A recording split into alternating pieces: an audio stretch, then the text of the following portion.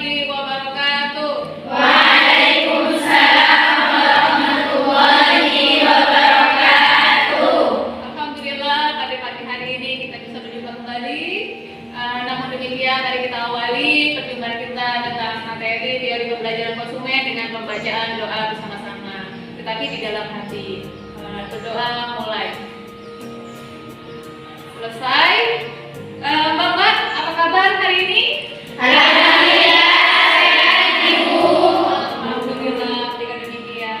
Masih ingat pembelajaran minggu lalu tentang motivasi, tentang kepribadian dan konsep diri. Kira-kira kalian tuh masih ingat nggak tentang motivasi konsumen?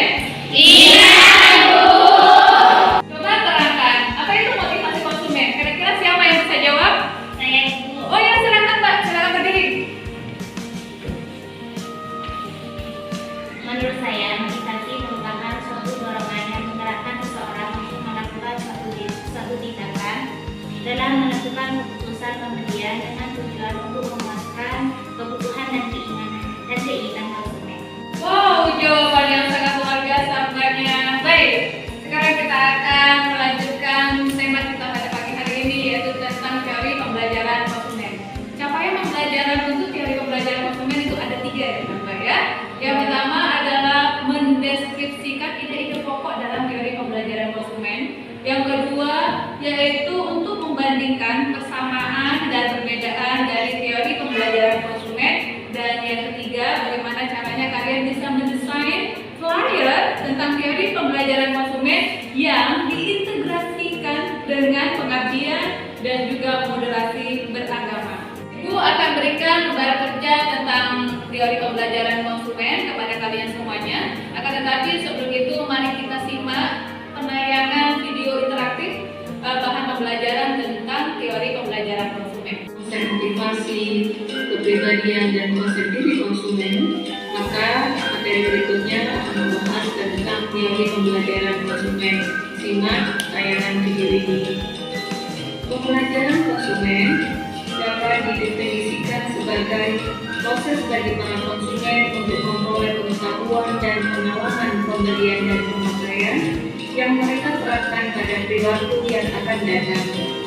Dalam pembelajaran konsumen, penting untuk memahami bahwa perilaku konsumen dapat dipengaruhi oleh faktor yang kompleks dan beragam. Oleh karena itu, teori pembelajaran konsumen dapat membantu dalam memahami dan mengantisipasi perilaku konsumen, serta mengembangkan strategi pemasaran yang efektif dan efisien. Setelah kita menyimak video interaktif tentang teori pembelajaran konsumen, menurut kalian kira-kira mengapa ide pokok teori pembelajaran konsumen itu penting untuk dikaji yang berkaitan dengan rencana atau perencanaan strategi pemasaran? Siapa yang mau jawab ini? Menurut saya, yaitu biar suatu perusahaan itu dapat mengembangkan strategi pemasarannya yang lebih efektif dan juga lebih efisien, di mana untuk memenuhi kebutuhan dan keinginan para konsumen. Oh, jawaban yang sangat luar biasa, Mbak. Jadi, tujuan perusahaan menganalisis perilaku konsumen dengan pendekatan teori pembelajaran konsumen yaitu untuk menganalisis produk apa yang tepat sesuai dengan kebutuhan dan keinginan mereka. Menurut Mbaknya, kira-kira teori pembelajaran konsumen ini memiliki keterkaitan dengan kajian apa? Silakan, siapa yang mau jawab? Saya Bu. Ya, silakan Mbak. Penasaran? Oh, benar sekali. Teori pembelajaran konsumen itu memiliki keterkaitan dengan pemasaran. Kira-kira menurut kalian, teori pembelajaran konsumen juga memiliki keterkaitan dengan isu-isu mutakhir dan konteks kehidupan? Iya, Ibu. Kira-kira menurut kalian apa itu? Baik, menurut saya perubahan perilaku konsumen dalam hal kita ada satu, yang mana hal tersebut itu akan selalu berubah sesuai dengan tren masa kini. Bagus sekali jawabannya Mbak, terima kasih di atas jawabannya. Baik, jadi perilaku konsumen terutama dalam hal teori pembelajaran konsumen ini memiliki keterkaitan dengan isu-isu mutakhir dan juga konteks kehidupan seperti tadi yang telah dijelaskan, yaitu perubahan perilaku, juga ada perubahan perubahan perilaku yang disebabkan karena adanya COVID yang pernah kita alami bersama. Kemudian perubahan perilaku dengan cara berbelanja. Sekarang kalau kita berbelanja pakai apa Mbak? E-commerce ya Mbak ya? Memiliki akun e-commerce nggak? Ya. Jadi dengan adanya perubahan perilaku konsumen ini, maka pemasar atau perusahaan akan menyesuaikan bagaimana strategi pemasarannya. Sekarang kita akan berdiskusi tentang teori pembelajaran konsumen ini. Mari mbak-mbaknya buat kelompok kecil yang setiap kelompoknya itu ada 6 orang. Sekarang kita sudah membentuk kelompok kecil, satu kelompoknya ada 6 orang. Ini ada 6 kelompok ya, 1, 2, 3, 4, dan 5 ya, ada 5 kelompok. Nah setiap kelompok kalian akan mendiskusikan sesuai dengan pedoman yang ada di FK, lembar kerja. Ya, yaitu yang pertama tentang ide-ide pokok teori pembelajaran konsumen, dan yang kedua adalah perbandingan persamaan dan perbedaan teori konsumen. Ini LK-nya ya, LK yang perlu kalian pahami, nanti perintahnya kalian kerjakan bersama kelompoknya untuk didiskusikan. LK-nya sudah Ibu berikan kepada kalian semuanya. Sekarang Ibu akan berikan kertas karton yang nanti hasil diskusi kalian harus cantumkan di dalam kertas karton tersebut. Wah, ini sudah didiskusikan Mbak? Iya. Ya, ini tentang apa Mbak yang sudah didiskusikan? Wah, ini kayaknya sudah hampir selesai ya? Ya, silakan dilanjutkan Mbak. Wah, ini apa Mbak? Oh, ini yang persamaan dan perbedaan teori pembelajaran ya? Iya. Ini hasil diskusinya ya Mbak ya? Iya. Ya, silakan dilanjutkan ya. Ada kelompok yang sudah selesai nih hasil diskusinya untuk tema yang pertama, yaitu tentang ide-ide pokok tentang teori pembelajaran konsumen. Kira-kira kelompok mana yang sudah selesai? Sudah ya? Silakan tentukan 3 orang untuk maju depan untuk presentasi. Mohon silakan Mbak. Kami kelompok 3 akan menjelaskan tentang ide pokok teori pembelajaran. Yang pertama itu pengkondisian klasik, di mana pengkondisian klasik di sini adalah jenis pembelajaran yang melibatkan pembentukan asosiasi antar stimulus yang berkondisi dengan stimulus yang berkondisi. Sedangkan bentuk strategi pemasaran di sini ada 2. Yang pertama yaitu pengulangan stimulus, yang kedua yaitu pemberian penguat stimulus. Sedangkan manfaat keinginan belajar konsumen di sini yaitu ada 5 teori pembelajaran konsumen. Berdasarkan akibat tersebut memberikan makna bahwa konsumen harus belajar terhadap produk yang ditawarkan. Manfaatnya bagi mereka. Yang pertama yaitu meningkatkan memahami produk untuk memilih produk sesuai dengan kebutuhan dan preferensi mereka. Yang kedua yaitu meningkatkan kepuasan. Yang keenam yaitu nilai tambah pengalaman, dan yang terakhir adalah membuat keputusan pembelian yang tepat. Baik, di sini saya akan menjelaskan tentang manfaat pemasaran, yang mana ada 3, yaitu membangun merek yang kuat, dan yang kedua yaitu meningkatkan persepsi positif, yang ketiga meningkatkan daya tarik.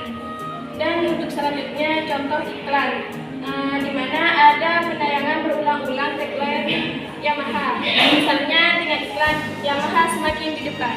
Tadi sudah presentasi kelompok 3 tentang ide-ide pokok teori pembelajaran.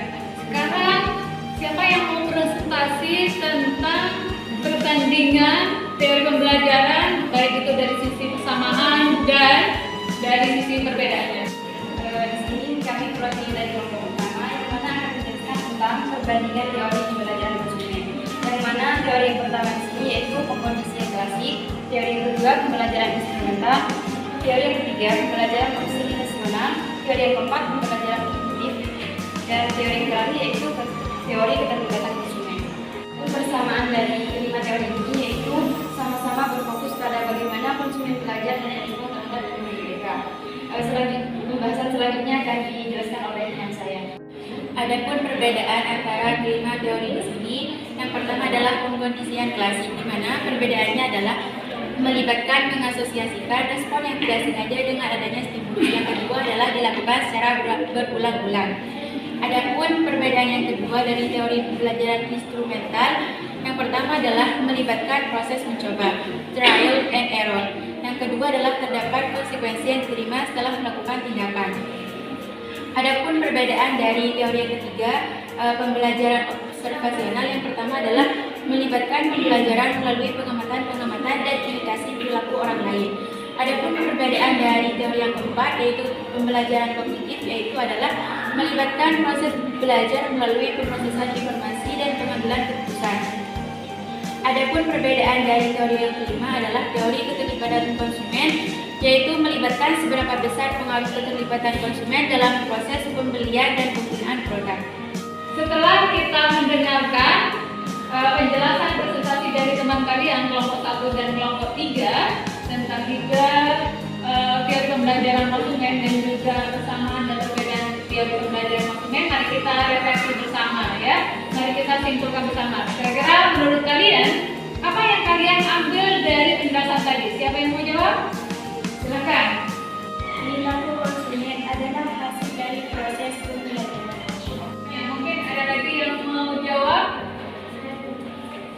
Dengan mempelajari pembelajaran konsumen, pemasaran dapat menentukan strategi pemasarannya melalui iklan. Dari refleksi yang sudah kalian paparkan tadi, maka Ibu akan memberikan kesimpulan bahwa teori pembelajaran konsumen itu merupakan proses pembelajaran yang melibatkan dorongan, rangsangan, tanggapan, dan penguatan. Dan selain itu juga penentuan strategi pemasaran yang harus dilakukan oleh pemasar dan kemudian diimplementasikan ke dalam promosi yang berupa iklan. Baik, untuk tugas terstruktur dan tugas mandiri kalian, maka Ibu memberikan tugas kepada kalian secara individu, yaitu membuat desain flyer iklan layanan masyarakat. Nah, hasil dari desain flyer iklan layanan masyarakat ini, linknya nanti kalian setorkan ke Google Classroom.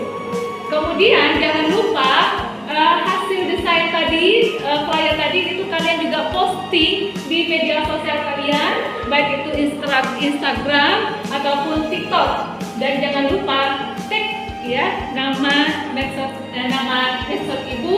Kalau IG-nya adalah @anazakiahasriana, kalau TikTok @anazakiah1. Jangan lupa ya Mbak ya. Untuk ketentuan dan pedoman pembuatan desain flyer iklan layanan masyarakat, Ibu sudah cantumkan di FK, atau kalian bisa mengaksesnya di Google Drive yang nanti Ibu berikan kepada kalian linknya. Bisa dipahami ya Mbak ya? Dan yang terakhir sebagai pengayaan, maka teori pembelajaran konsumen ini akan menjadi strategi yang efektif bagi pemasar apabila yang pertama perusahaan itu bisa menyediakan pengalaman konsumen yang positif. Yang kedua ialah memberikan informasi yang jelas dan akurat. Yang ketiga menyediakan penguatan yang positif, dan yang keempat